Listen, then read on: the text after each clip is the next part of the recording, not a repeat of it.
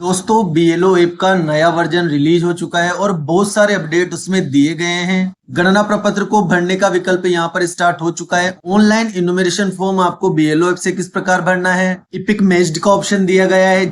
जिनको गणना प्रपत्र वितरित नहीं हो पाया है उनके क्या मार्क करना है उसके लिए भी ऑप्शन दिया गया है। जिनका गणना प्रपत्र कलेक्ट नहीं हो पाया है उनके लिए भी ऑप्शन दिया गया है। तो इस वीडियो में पूरी अपडेट मैं आपको देने वाला हूँ। इससे पहले अगर आप हमारे चैनल पर नए हैं तो पहले चैनल को सब्सक्राइब कर लीजिए, बेल आइकन को प्रेस कर लीजिए ताकि इस प्रकार की अपडेट आपको मिलती रहे। तो दोस्तों सबसे पहले तो आपको अपने बीएलओ ऐप को अपडेट कर लेना है। उसके बाद स्पेशल इंटेंसिव रिवीजन एसआईआर वाले ऑप्शन को आपको ओपन करना है। अब आप देखेंगे यहाँ पर सेलेक्ट लैंग्वेज का ऑप्शन दिया गया है जो पहले नहीं दिया गया था। यहाँ से आपको लैंग्वेज सेलेक्ट करनी है। यदि आप सेलेक्ट कर ले सबमिट बटन पर देन क्लिक करें। अब यहाँ पर दो ऑप्शन आप देख सकते हैं स्टार्ट हो चुके हैं। पहले यहाँ पर ईएफ डिस्ट्रीब्यूशन ट्रैकर ये एक ही ऑप्शन था, लेकिन अब आप देखेंगे यहाँ पर फिल एन्यूमरेशन फॉर्म ये नया ऑप्शन ऐड किया गया है। इसको हमें ओपन करना है और यहाँ से हमें गणना प्रपत्र की एंट्री करनी है। इसी के अंदर सारे ऑप्शन हमें मिलेंगे। अब देखिए दोस्तों यहाँ पर एक ऑप्शन तो आप देखेंगे इपिक मैच्ड का दिया गया है, यानी कि जिनके इपिक 2025 और 2002 में सेम थे उनके इपिक मैच्ड यहाँ पर हो चुके हैं। अब इनका इजी गोइंग आप गणना प्रपत्र फिल अप कर सकते हैं। दूसरा ऑप्शन दिया गया है यहाँ पर स्कैन क्यूआर कोड का। इससे स्कैन करके क्यूआर कोड को स्कैन कर सकते हैं या फिल फॉर्म पर क्लिक करके आप फॉर्म भर सकते हैं। तो मैं पहले आपको स्कैन क्यूआर कोड करके दिखा देता हूँ। अब आप देखिए साथियों, जैसे क्यूआर कोड स्कैन हुआ यहाँ पर उस मतदाता का नाम आ चुका है।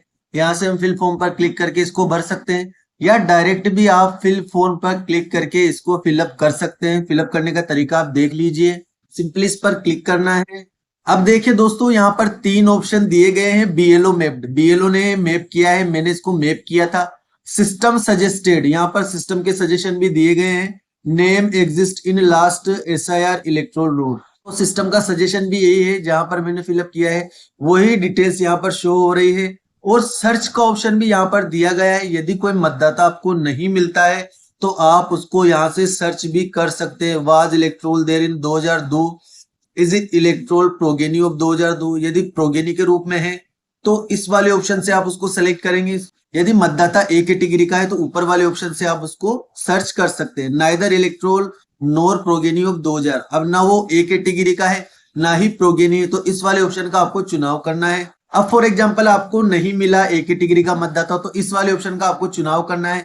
सर्च करने के लिए यहाँ पर दो ऑप्शन दिए गए हैं। Search by AC part number, यदि आपको विधानसभा और भाग संख्या पता है तो आप इससे सर्च कर सकते हैं।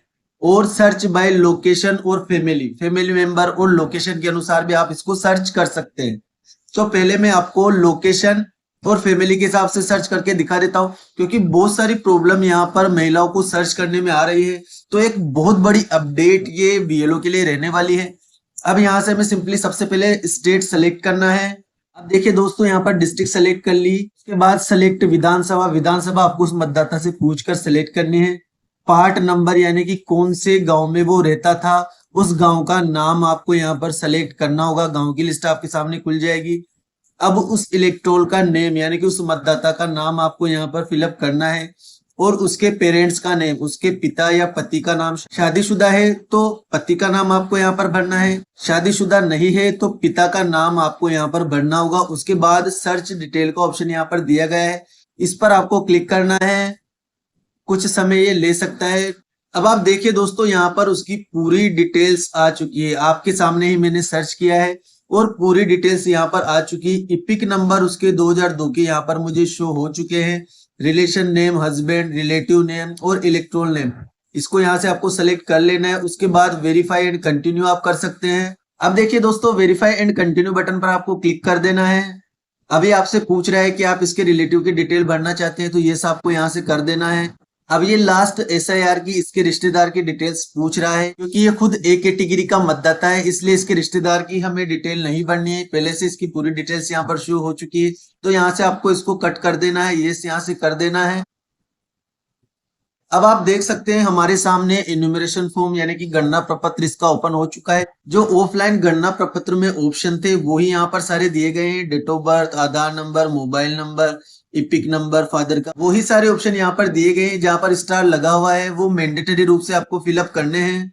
अब देखिए दोस्तों अपलोड इन्यूमरेशन फॉर्म, अब यहाँ पर अपलोड पेज फर्स्ट, पहला पेज आपको यहाँ पर अपलोड करना है। अपलोड पेज टू, दूसरा पेज आपको यहाँ पर अपलोड करना है। फर्स्ट पेज जिसमें मतदाता की नॉर्मल जानकारी भरी हुई है, जैसे date of birth, Aadhaar number, mobile number, वो वाली जानकारी आपको इस वाले पेज में अपलोड करनी है।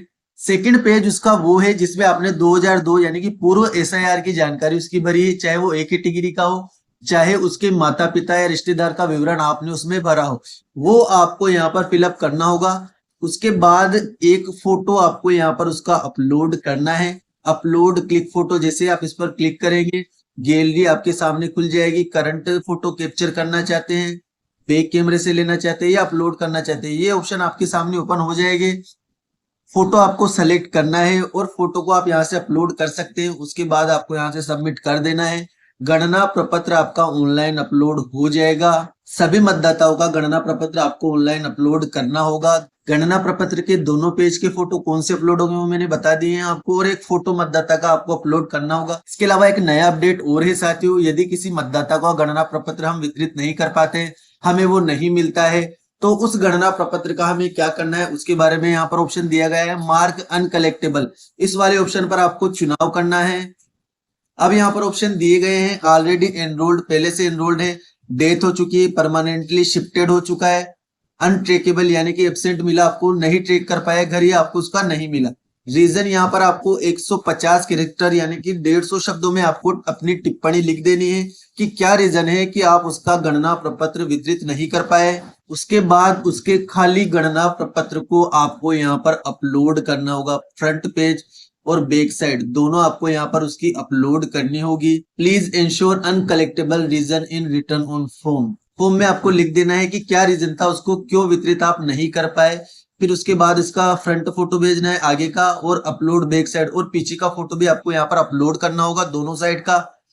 उसके बाद सपोर्टिंग डॉक्यूमेंट के रूप में आपके पास यदि कुछ उपलब्ध है, जैसे उसका डेथ सर्टिफिकेट आपको मिल जाता है, तो डेथ सर्टिफिकेट आप यहाँ पर अपलोड कर सकते हैं। किसी की मृत्यु हो चुकी है तो डेथ सर्टिफिकेट आप उसका यहाँ पर अपलोड कर सकते हैं। पंचनामा अपलोड कर सकते हैं यदि उपलब्ध है, इफ एनी यहाँ पर दिया गया है, यदि उपलब्ध है तो आप कर सकते हैं, नेसेसरी नहीं है यदि आपके पास उपलब्ध नहीं है, क्योंकि गाँवों में ज्यादातर डेथ सर्टिफिकेट आपको नहीं मिलेगा। उसके बाद यहाँ से आपको उसको सबमिट कर देना है, आपका फॉर्म यहाँ से सबमिट हो जाएगा। तो जिनका नहीं आप वितरित कर पाते उनको भी आपको अपलोड करना होगा।